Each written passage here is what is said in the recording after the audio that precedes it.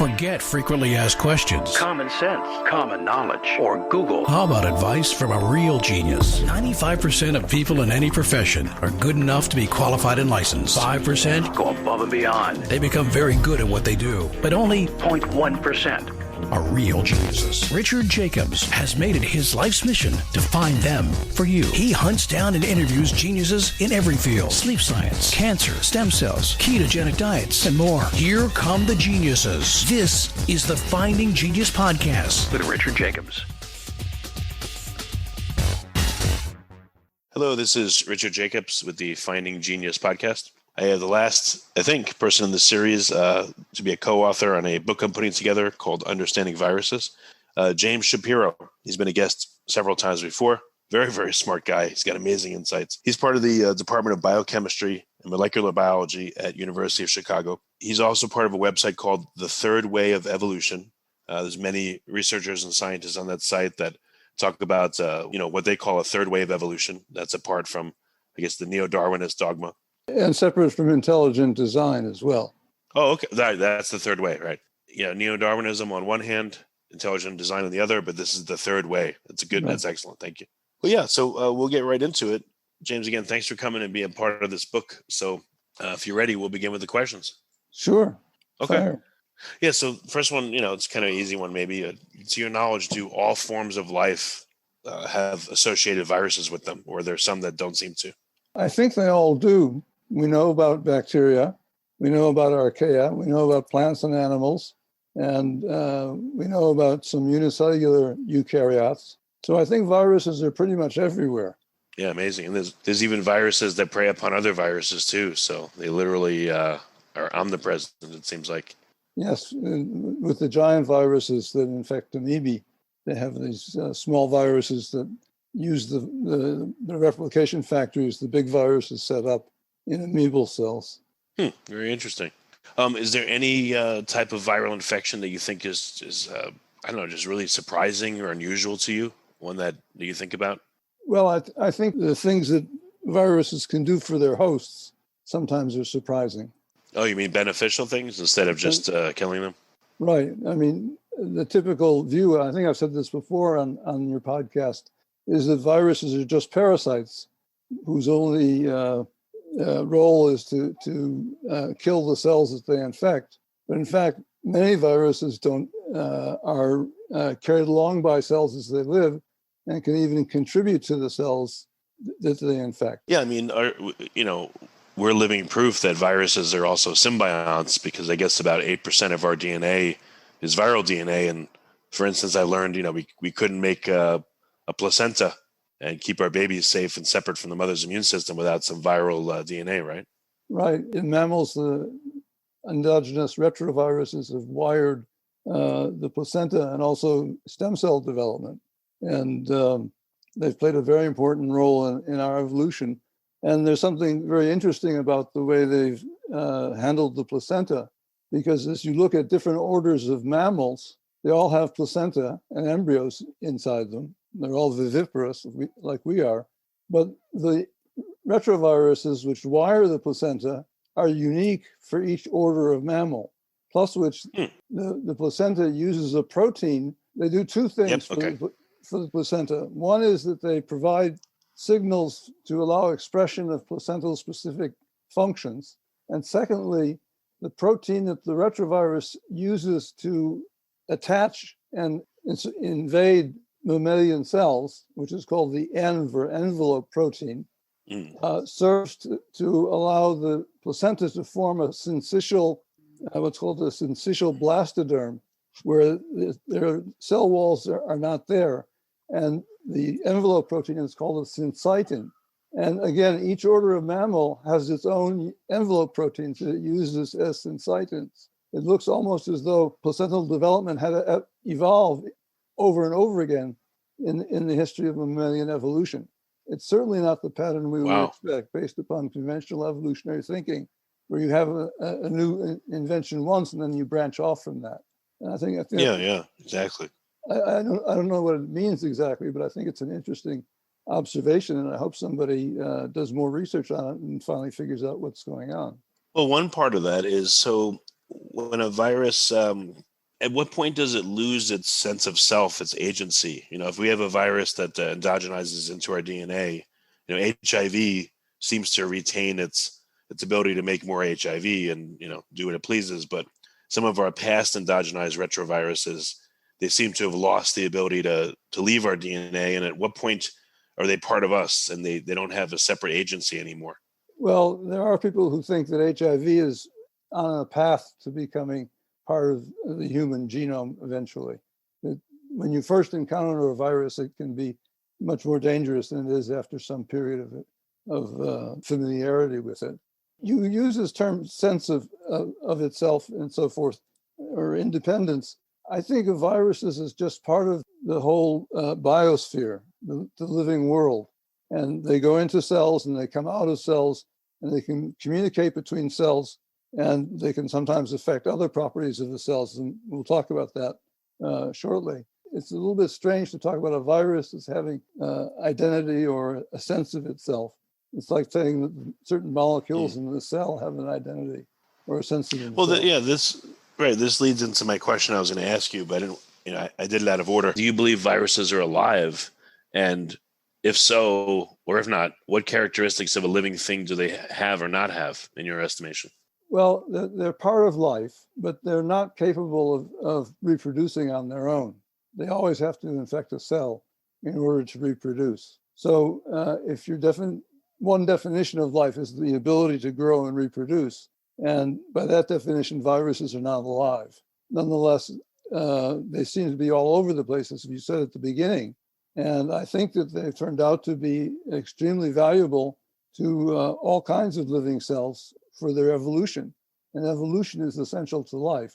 So that's one of the ways that viruses are part of life. So why do you think that some viruses, besides they have the ability, why do some endogenize? Why do some become latent or lysogenic? And then why do they have these different, I guess I'll call them behaviors? And why could herpes, for instance, infect someone, be dormant for years or decades, and then sense its conditions around it, and then turn into go into a lytic phase? Well, I think a lot of this is historical accident. It's just where you are in the long-term cycle of the interaction between the virus and its host. And I think we know about just about every possible combination of situations, from viruses which always seem to replicate and destroy the host cell, to viruses which are sort of obligatory integrators into the genome and go silent. And there's everything in between. So I think a lot of the peculiarities we see are because we've had a very limited idea of what a virus is. And once we have a more complete view of viruses, I think we'll just see that it's part of the complexity of the virus interaction with its hosts. So a question along those lines is why is there a latency period and why is it variable? Some viruses I'll get sick pretty quickly. Some will take maybe days, weeks, months. Some could be years. What would govern that latency period besides, exponential replication of the virus and there being quote unquote enough to infect me? Well, I think in some cases infection occurs, but viral reproduction doesn't always occur. And it may take some other kind of event, another infection or some stressor to activate the virus. And we have examples where that happens. For example, the viruses that infect bacteria and become part of their genome are called temperate or lysogenic bacteriophages. They can sit in the genome of organisms for many, many generations. But if the cells are irradiated and their DNA is damaged, then the virus is activated and comes out. That makes sense from the virus point of view. It may make sense from the cell's point of view too. Occasionally, when those viruses come out, they pick up pieces of the bacterial chromosome and they can carry them to other cells. That's certainly one of the major tools I've used in my early research.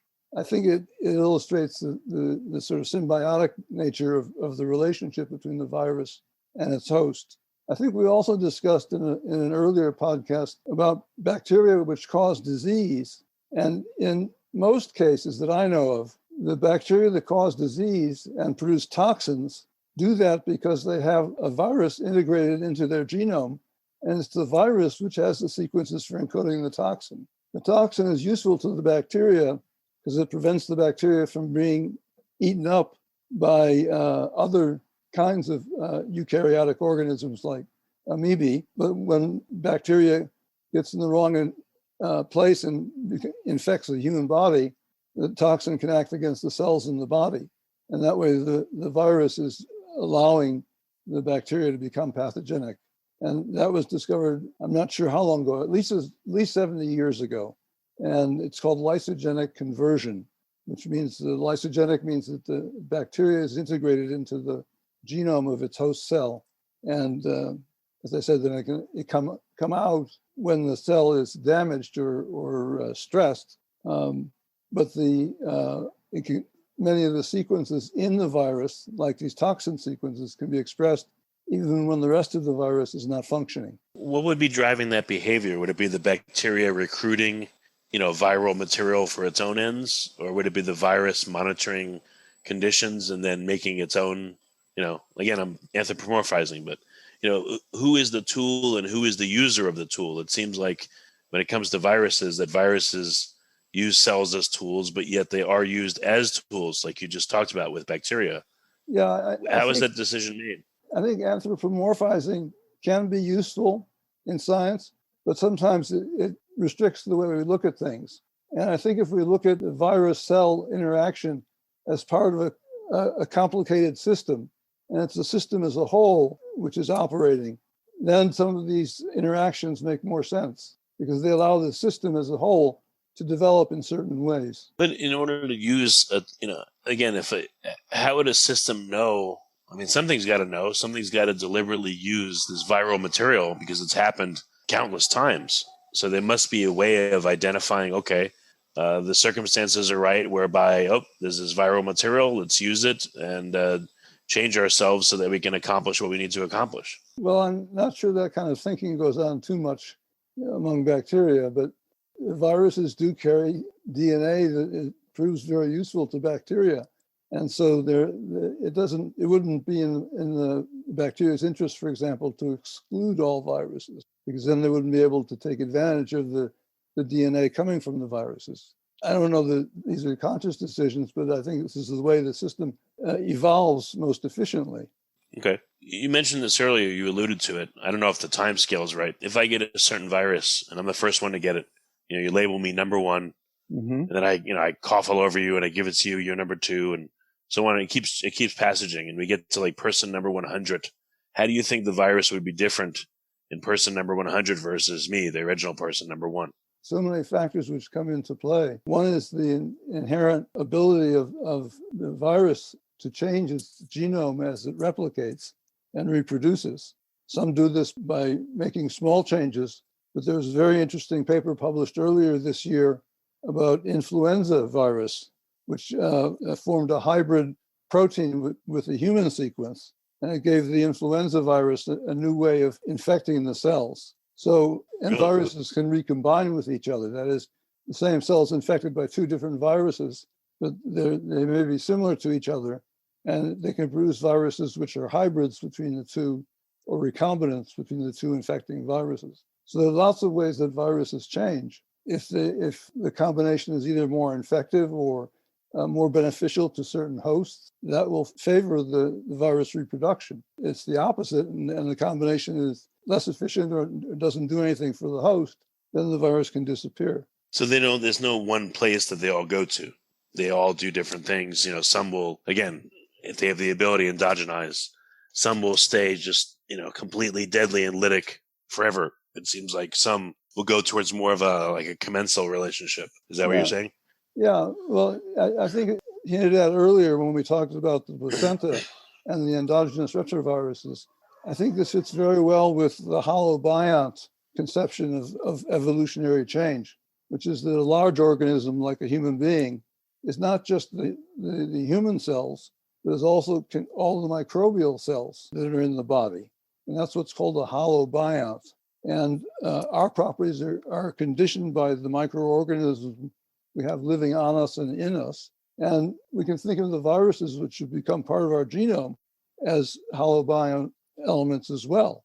And that's why I'm saying we should take a more systemic view of these things. They were all mosaics and amalgams of different aspects of life. And we can't try and reduce what happens in life to some simple formula that's good for every form of life, because variety is an inherent aspect of the living world. Yeah, no, I agree. If you like this podcast, please click the link in the description to subscribe and review us on iTunes. If I shrunk you down to the size of a bacteria and put you in my gut, how would you navigate? Like, how do the bacteria there and the viruses, function reliably? Like, how could I have a stable gut microbiome for years and years in some cases? It seems like it's just like a milieu of all kinds of stuff going on, like a storm of craziness. Like, how could a bacteria navigate all this? How could places find their targets and make the nutrition that they how could a bacteria, for instance, say, okay, I need some sugar molecules and I know where to get it, so I'm going to take up residence here, and then produce other metabolites that other bacteria could use or other cells could use? Like, how could they live successfully in a community like this without some degree of intelligence? Wow, well, that's a big question. The viruses, or the bacteria, they live in organisms where they can find food and other nutrients to be able to sustain themselves. But in the process, they produce chemicals which can be used by other components of the intestine, let's say it's the intestine, and can feed them, or they can influence the host organism. So it's a combination of things, and it depends a little bit on what the diet is of the human in which the bacterium lives. And people in Japan have different microbiomes than people in the United States or people in England, for example. The microbiome can change over time and can contribute to disease states. And I think people are beginning to try and tease that out in more detail so that they can use their analysis of the bacteria that live within us, both as diagnostic tools to show when something is going wrong, or as treatments to repair defects when they appear. Yeah, I mean, I'll take another example from bacteria. Bacteria can do quorum-sensing. Do you think viruses can do that? Maybe that's part of the latency period. A virus infects cells. Maybe it's able to use the cellular machinery to send out extracellular vesicles and count how many other infected cells are nearby in the same tissue. Is there enough? Okay, now let's go lytic. Let's start multiplying and blowing cells open. Well, it turns out, I gave you the example of UV irradiation because that was what people used back in the 50s and 60s when I started doing genetics. I recently published a paper on cognition among bacteria and single-celled archaea as well. And one of the things I discovered while I was doing the research for that was that the quorum-sensing, the sending of signals between cells and creating positive feedback loops so they can detect how dense the population is, that can be involved in activating virus reproduction. So I guess that's a sensing. Yeah, the virus would have to have maybe some, when it's inside a cell, some kind of, it would use maybe the cell's sensory apparatus to monitor the host condition. Well, it's part of the integration of the virus and the host cell. Yeah, I've heard some people postulate, I don't know what you'd call it, I guess a new form of life, but the virus cell combination is now essentially its own life form. Well, that's what happens. Have you heard anything? With this property of lysogenic conversion among the bacteria that I was speaking of. A bacterium without the right viral sequence in its genome is unable to defend itself and unable to cause disease. When it acquires the viral genome, all of a sudden now it can defend itself and it can produce disease, which means another place for it to be able to reproduce. So there are different components of a living system.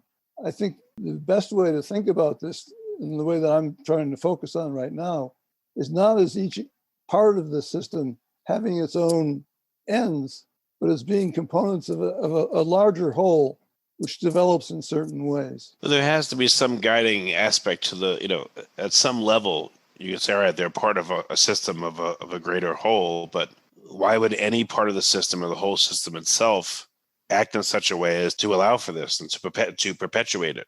At some level, there has to be some agency, some driving force. Why does the integration take away agency? Well, I'm saying no. I'm saying maybe there is agency at almost every level.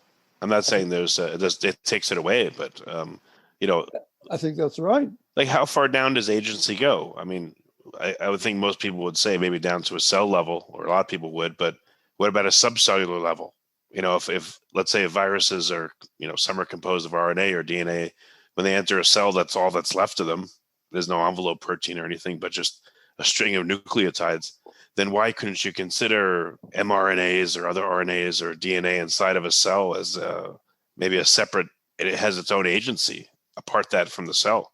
Maybe the cell is a collection of other creatures that all work towards the system being the cell, but you know, they actually have some of their own agency somehow. Well, people like to do that kind of reductionist thinking. That's the idea of the selfish gene. But I think that's completely the wrong way to look at it. It's trying to reduce to something at the base of the system is what determines its properties.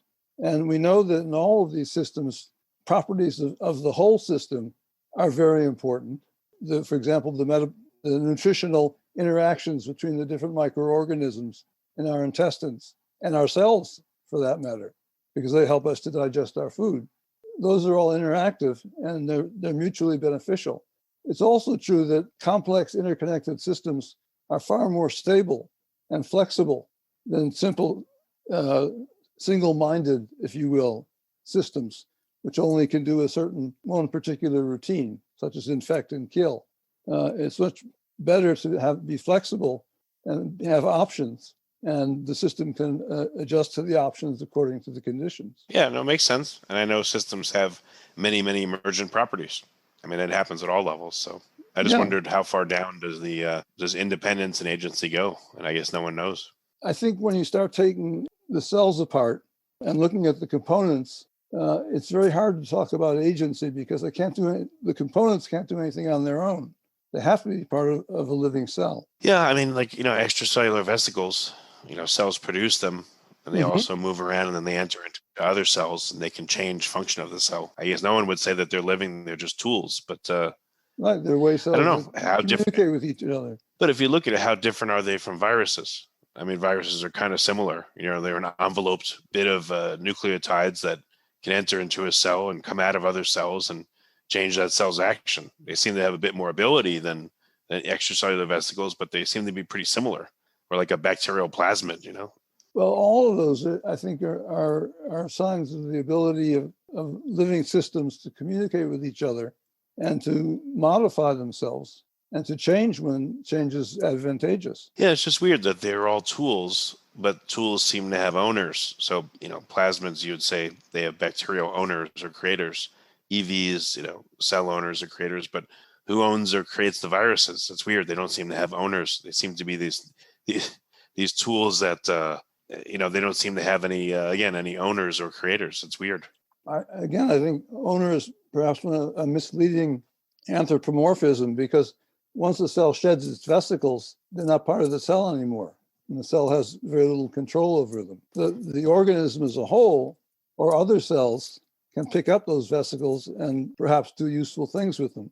So I think what I'm trying to emphasize is that communication by a whole series of different mechanisms that we never thought existed is possible. And it's transformed the way we think about genetics and evolution and ordinary physiology and development. Because before we knew about microvesicles, we didn't know that cells could communicate in that fashion. Right. Yet these vesicles are essential, for example, for sperm to be able to fertilize an egg in mice. If you block a male mouse from transferring certain RNAs from its into the sperm, and that sperm goes on to fertilize a mouse egg, the egg can't develop properly. Huh, interesting. So that's an example of this kind of communication being very important for the reproductive cycle of the large organism, but it's based upon a property of different cells, the sperm on the one hand and the cells that produce the vesicles on the other. Yeah, interesting. Going in a little bit different direction here, and I know there's no one answer, but just asking the questions. So if there's a certain virus and someone has it and they're like incredibly sick, they're like on death's door, and I get it from them, how sick would I become? Versus someone that has the same virus or for some reason they barely feel anything and they're asymptomatic, and I get it from them. In those two circumstances, how would either affect me? What would be your guess and why? That depends. I think what we see in the COVID pandemic right now is that the same virus infects certain people and they don't have any symptoms, but they can then transmit the virus to other people who can get very sick and even die from it. Mostly dependent on two things, I think. One is the genetic constitution of the virus, which stays fairly stable. It can change slightly, and it has changed slightly during the pandemic. But the other is the volume of virus, which is transferred from one person to another. That can have a big influence on the outcome. And the third thing, of course, is the state of health of the person receiving the virus. One thing I've thought about viruses that's unusual is, there's, countless numbers of them. And I guess countless creatures have been infected over time, over all evolutionary time. But, everyone seems to say that viruses are, they're not alive and they're inert. They're just, or they're passive, they're floating around. So if a virus is so small, let's say 50 to 100 nanometers, and some hosts are so big, microns, even to meters for us, how do these viruses find their targets so reliably so many times over evolutionary history? Well, there are a lot of them. They're the most abundant form of biological material on Earth. I almost said form of life. I wanted to be careful about not saying that. But and I'm trying to remember if the amount of DNA contained in all the viruses on the planet is more than the DNA in all the cells. And I'm not sure about that. But it's a huge amount. And there's huge numbers of viruses present all over the biosphere. And just by the numbers, encounters will occur. And in other cases, just like the example you gave of person-to-person transmission of an infectious virus like COVID, the connection with the social behavior of the larger organism can play a very important role in transmission. In fact, it does. That's the reason we're still having so much trouble with the COVID viruses. We haven't cut the person-to-person transmission enough. Do you think that even though a virus is tiny in a vast expanse of possible hosts, and they have to find the right cell type, the right receptor, which is, a target that may be, 20 nanometers wide in this huge expanse, that they still, just because of the vast numbers, they're still able to do it so reliably? Well, again, that seems to be the thing with large numbers of viruses. If you have enough of them, some of them will find their targets or their receptors on the host and cause an infection.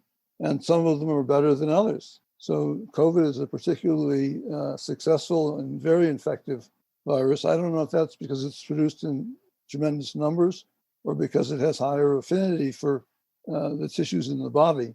I have read that COVID can use different receptors, at least two different receptors to get into human cells. So that may be part of it as well. But I think the connection with humans and human behavior is the most important feature, certainly from a medical point of view, of coronavirus infection. Well, very good. I don't know if this is, how far this extends, but it seems like, at least with some viruses, the tropism, the type of tissue that it affects, is also turned around and repurposed to spread it. And it seems like there's a matching. For instance, cough or cold or flu, it affects my respiratory cells, and those same cells cause me cough and spread it in that way. Sexually transmitted diseases may not cause their host to, want to engage in promiscuity, but it just seems like in some cases, like rabies as well, there's this matching of tropism to method of spread. Do you see that, or you think that's just in a few cases? Well, I think you would expect that to be the result of evolution. I mean, the virus, which can spread more easily, is going to expand its population. Right, but why would there be a matching? Why wouldn't flu spread sexually more? Why wouldn't HPV spread by coughing? Well, I don't know about HPV because HPV causes mouth cancers. Yeah, and I guess head cancers, sex organ cancers too. Yeah. A certain kind of epithelium can get infected by HPV, and that can induce cancer. I've just been actually writing something about that. Yeah, I just wondered if you thought there's any matching again of tropism and method of spread, or if not. I just wondered. Well, with HPV, we know it's transmitted sexually, and we know it's transmitted orally as well. So those are two different methods, but they both imply wet surfaces. And that seems to be the common feature of HPV infections. Okay. Another question: if I had a cell and I sucked out, some of the contents of it, so we kept the membrane intact and all the surface receptors and everything, and a virus came along, do you think it would complete its entry, or do you think it would sense something's wrong and abort in the middle of the process? Well, it depends upon the mechanism. The viruses I know about attach and then sort of are automatically triggered to inject their nucleic acid into the host cell. And the ones that infect by joining the membrane fusions, the same thing would happen independently of the ability of the cell to reproduce the virus. I don't think viruses do much deciding. Cells, on the other hand, can do that. And in fact, we know that virus infection turns on defenses by bacterial cells using CRISPRs. The CRISPR is an adaptive immune system to virus infection, because if a cell gets infected by a virus and survives infection, it can take a piece of viral genome, RNA or DNA, and insert it into its CRISPR system and produce a defensive RNA against it. But when it gets infected by the same virus the second time, the fact of infection actually activates the CRISPR to make more of the defensive proteins and RNAs it's capable of producing. So the cell certainly senses the virus infection and can respond to it. In this one case, which is actually not in bacteria, but in archaea, is a positive defense system. And it occurs because the proteins which the CRISPR system uses to attack the invading DNA also bind to the CRISPR system and keep it from being transcribed too much. And when it gets infected, the proteins bind the infecting DNA and they don't bind to the CRISPR system anymore, the DNA encoding it, and that gets expressed, transcribed at a higher rate. So that's, I think, a very good example of infection sensing and responding. Okay. And I think it would be surprising to most people that it's in a cell as small as a bacterium. So again, do you think if I had a cell that was, it was a dud, again, I sucked out the contents of it and tried to use it as a trap for viruses, do you think that they would, certain kinds of viruses would fuse and enter and then find nobody home and now they're stuck? Yeah, that's been used as a strategy. Okay, very good. Another question I had is, when a cell gets infected, do you think it's a one virus, one cell model, or do you think that multiple viruses, in some cases, can coordinate to infect a cell or are necessary to infect the cell? I think with some viruses, and I think influenza is an example, multiple viruses have to infect the cell. But there are lots of cases where we know that multiple viruses infect because, as I mentioned earlier, they can interact genetically and recombine and trade segments of their genomes if they're closely related. So we know that happens. And some virus populations, I believe, not every virus has a complete genome. And so it requires multiple infections to get reproduction to be successful. Viral reproduction, that is. Well, but also are there cases where a virus has infected a cell and it's like a dog guarding a bone and it, I'm joking, but it growls at the other viruses or, changes the cell somehow to prevent them from infecting it as well, preventing superinfection? Yes, I think there are examples of that where viruses can downregulate the expression of receptors for other viruses, or they can produce proteins which might cover the receptors for other viruses. And there are viruses which also have CRISPR systems. So when they infect the cell, they can protect the cell from infection by other viruses. Huh. So besides downregulating receptors, what other mechanisms can a virus protect the cell from other infections? Well, as I say, some of them have their own CRISPR systems, so they can attack the nucleic acid of other viruses. And I think that's an area of pretty interesting research for people to be able to do some experiments and figure out how it works out and what it means for the reproduction of each of the viruses. What we see is that we see all of these different kinds of interactions and systems in the genetics present just an astonishing array of combinations. Yeah, no, definitely. You said that some viruses may have to infect, or a cell may have to be infected multiple times because not every virus has all the genetic information needed to properly infect. So, do you think viruses essentially are swarms?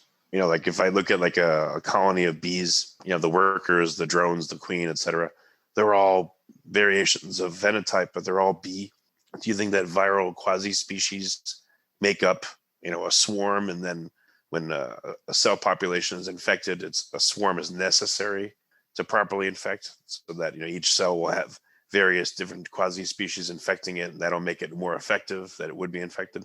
Well, you're taking me outside my area of real expertise, so I would only be conjecturing. But the fact that viruses are produced in such large numbers effectively creates an environment where infection is almost inevitable, or is inevitable. So in that sense, yes, they can go around in swarms. And we're seeing, I've been thinking about the fact that we're now reaching record numbers of cases of COVID in this country. And what we're seeing is the consequence of the amplification of the number of viruses. And as we have to deal with more viruses, even though we take certain countermeasures, more people get infected. That's one of the aspects of why the numbers are going up, and why we may need to be especially careful about avoiding infection. Oh, because so many people have had it that there's just tons more viral material around. Right, and more people who are spreading it. Interesting. Like at the White House. All right, yeah. I mean, going a little bit further into quasi-species, if I was able to make an isolate of a certain virus where it was just one particle? No, it was just that, let's say it's an RNA virus, okay, and I, it had 1,000 base pairs. I'm just making this up, and I knew all the base pairs, and I created an isolate of this virus, and all the base pairs were the same. Everyone was identical. Versus a wild type version where we'd probably have, all kinds of variations of these 1,000 base pairs. And I infected 2 different mice. Do you think that the isolate would be a lot less effective than the wild type because there's all these variants, probably these quasi-species within it that maybe have the ability to more overcome the mouse's cells? Well, on basic principles, I would say yes, because variability and diversity are generally far more effective biologically than uniqueness and homogeneity. So, do you think that's what's happening? When someone gets infected by a virus, it's not just the titer, it's not just the number of viruses, but also as you have more variation, and therefore, when a cell is infected, if it's infected by multiple viruses, there's a likelihood that someone will have that right base pair arrangement, of their material where they can co-opt the cell more effectively. I don't know the answer to that question. I think it's knowable, and I think we'll have the data because people are spending a lot of time tracking COVID RNA sequences through the pandemic. And in the end, we'll probably discover that either it's a combination of sequences, which is what's being transmitted and spread, or it looks like it's single infections. So I think we'll have epidemiological evidence of how the infection process goes on. Just because one process may be true of COVID doesn't mean it's true of all viruses. Oh, right, of course, yeah. Right, I was just wondering. If a cell is infected by a virus, do you think that the local microbiome that surrounds the cell would change? The reason why I asked is, I interviewed a lady that looked at like pancreas tumors, and they found that the microbiome around the tumors was different from the rest of the pancreas. So I wondered if an infected cell would then start to have a different localized microbiome around it. I would expect so, because you get infections tend to make things like abscesses and other kinds of pathogenic structures, and they also would have antibodies and anti-inflammatory agents and so forth. So that will definitely affect the mixture of organisms that's present at the site of infection.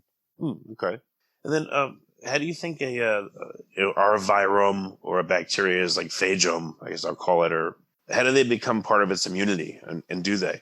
Like you said, bacteria can take viral material and change itself. But do you think that, again, like a bacteria's phagome is what comprises part of its immunity, its library of information to use to, to defend itself? It can be.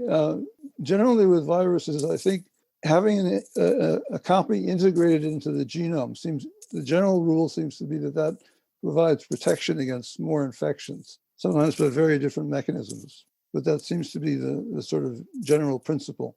And sometimes it's by dedicated things like repressor proteins. But in other cases, I don't know all the ways that happens. But the integrated viruses can make certain modifications to the cell as well. Do you think that, like, within our bodies, for instance, how much crosstalk do you think there is between our virome, our microbiome, the phages inside of us that affect the bacteria inside of us, the fungi, et cetera, like all these different constituencies? Do you think they're all kind of interacting directly, or is there a chain of command and only certain parties interact with certain parties, and things are mediated through certain paths? Yes. In other words, all of the above. Oh, so you think like maybe our microbiome is directly communicating with our cells as well? Well, we know it is. Okay. Because we know that changes in the microbiome can influence our health and our mood. Okay. So they're not just hangers on, in your opinion? Good. No, they're not just hangers on. They can influence the way we think, the way we feel, what we can digest, active or passive we are. No, they influence us in many, many ways. And that's a whole active field of research these days. What about evolution? What role have you seen viruses play in evolution? Well, they play a number of roles. One role that's very obvious and wasn't expected when it was first discovered is that they serve as vectors to carry information from one kind of organism to another. So viruses can pick up information in one kind of cell and take it to another kind of cell. I think I mentioned about the amoebal. I think you said the bacteria that affect amoebas. Viruses. I'm thinking of the giant viruses infecting amoeba. Like Mimi virus and things like that. Yeah, and the bacteria that infect can live in the same amoeba, and they can pick up sequences from the virus, these giant viruses, and the giant viruses can pick up sequences from the bacteria. And some of these bacteria can infect mammals, for example, and they might carry DNA from the virus to the mammal. Oh, it's called the amoebal evolutionary melting pot. I think I mentioned that in an earlier podcast as well. So that's one sort of thing that can happen. I like to refer to viruses as the R&D sector of evolution, the research and development sector, because there's a lot about viruses that it's quite mysterious. We don't know where much of the viral information comes from. I think it's a very high percentage, maybe close to 99%, but of all of the sequences which are found only once in the databases are in viruses. So those are called orphans because they're alone, and ORF means open reading frame. And those sequences are a source of innovation for other organisms in evolution. And we see a lot of virus to host transfer to make new kinds of proteins. So that's a different role that they can play in evolution. They're springs of innovation, if you will. That's why I call them the R&D sector. But we don't know how those sequences arise. And in many cases, of course, we don't know what they do either, what they code for. So I guess, one of the last questions, in the beginning of life, do you think viruses came first or other, or cells? What do you think this has been like in the beginning? And what do you think going forward the interactions will be like? Well, we're having a seminar series at the University of Chicago on the origins of life. And I think the origins of life is a big mystery that we haven't really solved, because people like to start with RNA. But to make RNA, you need precursors. And in particular, you need high energy precursors.